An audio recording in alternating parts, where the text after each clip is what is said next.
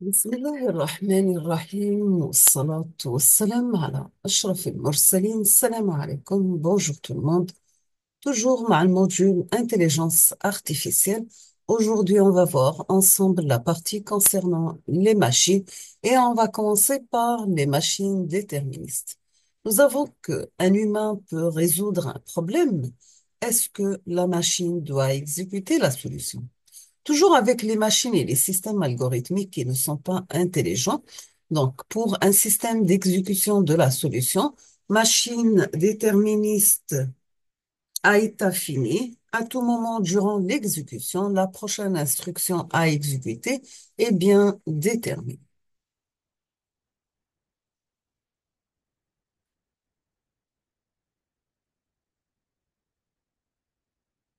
Maintenant, pour les machines qui ne sont pas déterministes, donc dans ce cas, l'humain va définir le problème et la machine va le résoudre.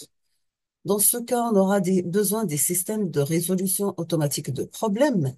La machine et les systèmes est appelée à trouver la solution à un problème donné, système de résolution automatique de problèmes, espace de recherche, espace d'état de but, etc. Des stratégies de recherche, exploration de l'espace, prise de décision devant différentes choix. On passe aux agents. Pour les agents de résolution, nous pouvons dire qu'un agent de résolution de problème est un agent dirigé sur les résultats, se concentre toujours sur la satisfaction des objectifs. Qu'est-ce qu'un problème?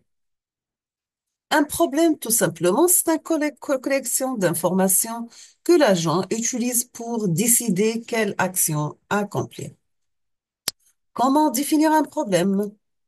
Définir un problème repose sur, premièrement, formulation d'un but, c'est un état à atteindre, formulation des états et des actions à considérer, exploration des solutions. Donc, dans ce cas, on aura besoin d'examiner les différentes séquences d'actions menant à un état but et choisir la meilleure. Pour définir un problème toujours, il faut identifier un état initial et identifier les actions possibles par définition, les opérateurs de changement d'état, l'ensemble des états possibles du problème, une fonction de successeur qui définit l'état résultant de l'exécution d'une action dans un état, un ensemble d'états buts, une fonction coût associant à chaque action un nombre non négatif, donc le coût de l'action. Pour chacun, donc, si vous avez une matrice qui contient les valeurs suivantes, 4, 7, 1, 8, 3, 5, 6, avec une case manquante, on peut la définir la forme 1, 2, 3, 4, 5, 6, 7, 8, et on laisse la case vide à la fin. Donc, l'état initial, vous avez les 8 tuiles dans n'importe quelle case. Les actions, c'est faire déplacement gauche, haut et bas. Le test des buts, est-ce qu'un état qui correspond à l'état final? Pour taquin, donc, les algorithmes d'aujourd'hui arrivent à résoudre les taquins 3 par 3 et 4 par 4. Donc, ce sont des espaces d'état de taille 181 440 et d'environ 1,3 milliard respectivement. Mais les instances du taquin 5 par 5, avec un espace d'état de taille 10 à la puissance 25, restent difficiles. Donc, ici un exemple pour définir un problème. Donc, ici, vous avez l'état initial, aucune reine sur l'échiquier. Action, ajouter une reine sur une case vide. Après, on va tester le but. Est-ce que les 8 reines sont placées sur l'échiquier sans attaque? Maintenant, comment définir un problème par un graphe? Problème comme un graphe orienté. Les nœuds sont des états accessibles depuis l'état initial et les arcs sont des actions. Nous appellerons ce graphe l'espace des états. Toujours pour définir un problème par un graphe, la solution sera un chemin de l'état initial à un état but. Une solution est optimale, c'est la somme des coûts des actions du chemin est minimale parmi toutes les solutions du problème. On aura aussi besoin que les nœuds représentent les états. Un arc de coordonnées G représente opération-action permettant d'aller de l'état I à l'état G. La solution, nous avons chemin entre l'état initial et l'état final. Pour recherche de la solution, donc, il faut commencer par recherche d'un chemin entre l'état initial et l'état final. Voici comment définir un problème par un graphe avec la méthode tic-tac-toe.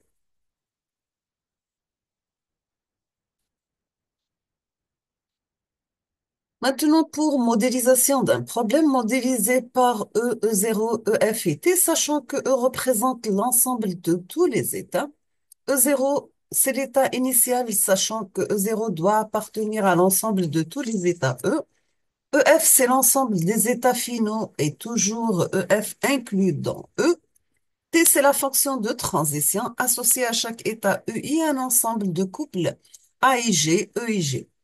Sachant que AG soit une action élémentaire permettant de passer de l'état EI à l'état EIG. Un état, donc, un ensemble de variables d'état. Les valeurs attribuées à ces variables permettront alors de définir un état donné. Et ces variables décrivent généralement les attributs des différents objets, des situations, etc., de l'environnement du problème. C'est quoi la résolution des problèmes en intelligence artificielle? Pour la résolution de problèmes, dans cette approche, le principe général de l'intelligence artificielle est de considérer qu'il existe des méthodes générales permettant de résoudre n'importe quel type de problème. L'algorithme se doit donc d'être neutre sur le domaine concerné et tout ce qui concerne les connaissances de description du problème et de sa résolution doit être clairement séparé de l'algorithme. Donc, une tentative de programmation des ordinateurs pour faire que l'humain fait mieux et pour faire des choses qu'on dit qu'elles nécessitent de l'intelligence quand elles sont faites par des humains. Dans ce cas, on aura besoin des études des calculs qui rendent possible la perception, le raisonnement et l'action. Toujours pour résolution des problèmes, une partie de l'intelligence artificielle implique ou bien englobe un certain nombre de techniques, un arbre Bitry, des algorithmes heuristiques, bien sûr, pardon, pour résoudre un problème. Je m'excuse. Le problème de l'intelligence artificielle est directement lié à la nature des humains et à leur activité. Donc, nous avons besoin d'un certain nombre d'étapes finies pour résoudre un problème qui rend les travaux humains faciles. Nous avons deux grandes étapes pour résolution des problèmes. Première des choses est la formulation de l'objectif. Deuxièmement, pour la formulation du problème.